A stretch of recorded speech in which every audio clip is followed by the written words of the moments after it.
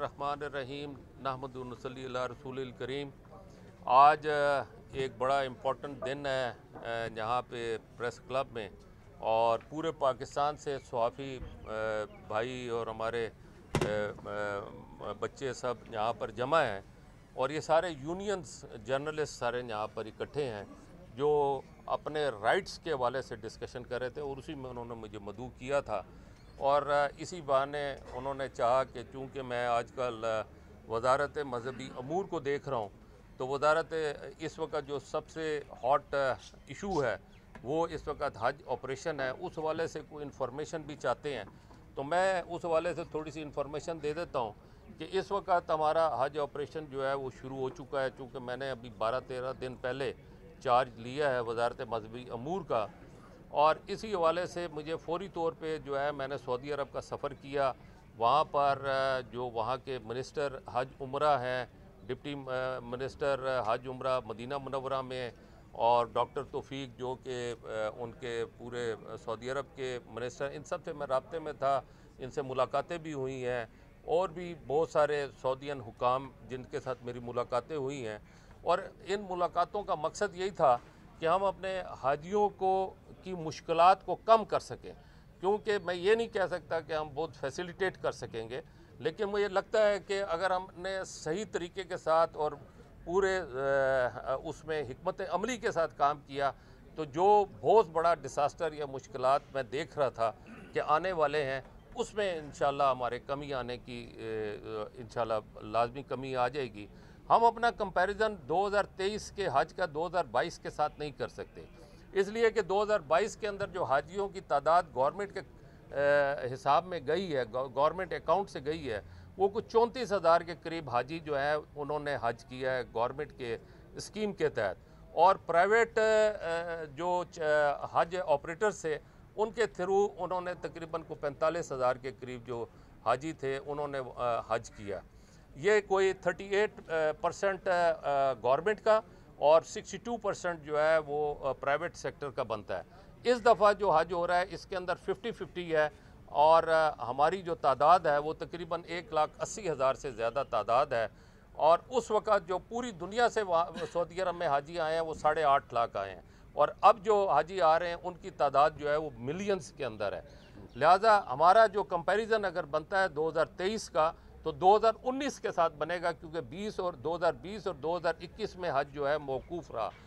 लिहाजा हम बहरहाल हमारी ख्वाहिश है कि हम उसमें 2019 के अंदर जिस तरह जो उससे बेहतर करने की कोशिश करें। उसी हवाले से मुझे फ़ौरी तौर पे सऊदी अरब जाना पड़ा, और वहाँ पर मेरी ख्वाहिश है कि मैं बिल्डिंग्स और बाकी सारे मामलात को ख़ुद देखूँ और उसके अंदर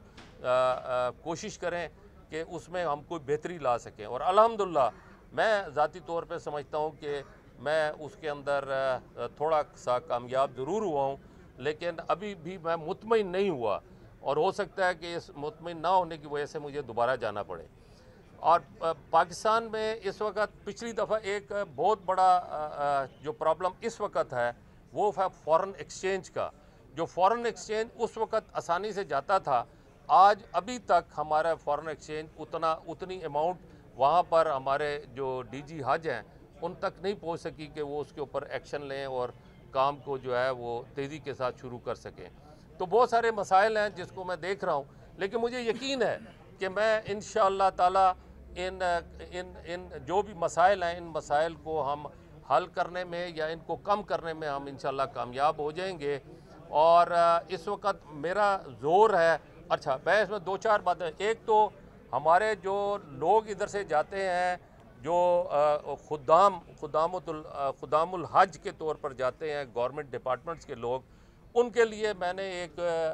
अभी नोटिस इशू करवाया है, और उनसे मैं यहाँ पर एफिडेविट साइन कराऊंगा कि जो शख्स वहाँ पे ड्यूटी पे ना मिला तो पहली वार्निंग पे उसका 3 दिन का हम TADA काटेंगे और उसको वार्निंग देंगे, और दूसरी वार्निंग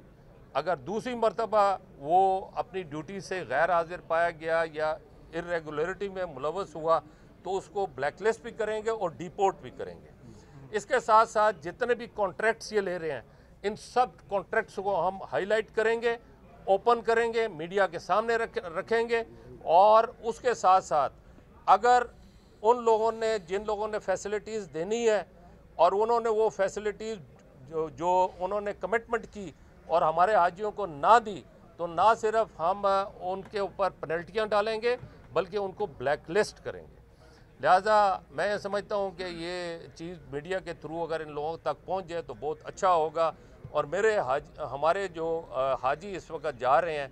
उनके साथ जो है वो हुस्न सलूक हो। मैं वहाँ पर हुस्न सलूक में भी मसाइल आते हैं और कंप्लेंट्स आती हैं, तो मैं समझता हूँ कि उसमें हमने रिक्वेस्ट भी की है अपने ब्रदर कंट्री से कि वो अपने लोगों को के से कहें, उनको इंस्ट्रक्शन दें कि वो इनके साथ मोहब्बत और प्यार का सलूक करें, सख्ती ना करें। इसके साथ साथ मेरी ख्वाहिश है कि जो मनासिक हज हैं उसकी ट्रेनिंग करके जाएं और उसके साथ साथ जो ज़रूरी गवर्नमेंट के जो पैरामीटर्स हैं उनका भी उनको पता होना चाहिए कि किसी जगह से चीज़ ना उठाएं, अपने मामलात को जो है वो सही रखें, को वहाँ पर मुल्क के हवाले से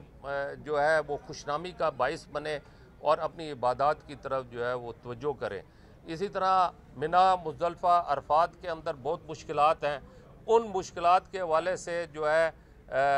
उसके लिए भी ज़हनी तौर पे तैयार रहें और उनको पता हो कि उन्होंने अपने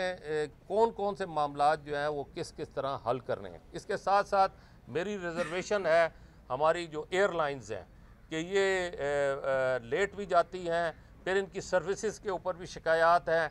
मैं जिस जहाज़ में गया हूँ वो 2.5 घंटे लेट था और जब वापस आया हूँ तो 1 घंटा उन्होंने मुझे जहाज़ के अंदर बिठाया और जिस सीट पे बैठा हूँ उसमें आगे पीछे सब सीटें लेटी हुई थी, ना आगे होती थी ना पीछे होती थी। तो मैं इस बात पे भी हैरान हूँ और मेरी उनसे गुजारिश है कि मेहरबानी करें अपनी एयरलाइन के हवाले से। ये हमारी नेशनल एयरलाइन है, मैं दिल से चाहता हूँ कि हमारी नेशनल एयरलाइन जो है वो तरक्की करे, लेकिन आप अगर इंटरनेशनल लेवल पे अगर आप लोगों के साथ मुकाबला नहीं कर सकेंगे तो किस तरह आप आगे जाएंगे। तो ये जो छोटी छोटी चीज़ें हैं, बेशुमार चीज़ें मैंने इन एयरलाइंस के लोगों को जो है हाईलाइट किए हैं, बताया है कि ये चीज़ें हैं और इन चीज़ों के अंदर जो है अपने मामलात को बेहतर करें ताकि हमारे जितने भी हाजी हैं उनको मुश्किलात का सामना ना करना पड़े। तो ये इस किस्म के कुछ चीज़ें हैं और इसमें मेरी मीडिया के साथ जो है ज़रूर एक गुजारिश होगी कि इसके अंदर ज़रूर वो हमारे साथ इंटरेक्शन में रहें, क्योंकि मैं ये समझता हूँ कि इससे एक अवेयरनेस कैंपेन भी हमारी आती है, लोगों को भी बहुत सारी मालूमात मिलेंगी और ये उनके लिए भी अच्छा होगा और हमारी वजारत के लिए भी अच्छा होगा। और इसके साथ मैं एक चाहे इसको नोटिस समझें या जो भी समझें, जितने भी प्राइवेट हज ऑपरेटर्स हैं वो मेहरबानी करके जितने ग्रुप्स लेके जा रहे हैं उन ग्रुप्स के साथ जो हाजी पाकिस्तान से लेके जा रहे हैं उनके साथ जो जो कमिटमेंट की है उसको ऑनर करें। अगर हमारे पास कोई कंप्लेंट आएगी तो हम ना सिर्फ उसको ब्लैक लिस्ट करेंगे बल्कि उसके ऊपर पेनल्टियाँ भी डालेंगे। लिहाजा मेहरबानी फरमा के जो उन्होंने पैरामीटर्स उनके साथ डिसाइड किए हैं वो पैरामीटर्स जो हैं वो पूरा करें। किसी से एक्सेस अमाउंट लेने की अगर हमारे पास किसी किस्म की भी कोई कंप्लेंट आई तो हम उसके ख़िलाफ़ एक्शन लेंगे। ये हमारा मजहबी फरीज़ा है, इस मजहबी फरीज़े के अंदर मेरी ख्वाहिश होगी कि इसके अंदर कोई रुकावट ना बने। बहुत शुक्रिया। बस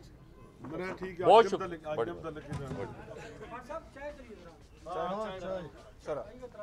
बड़ी मेहरबानी।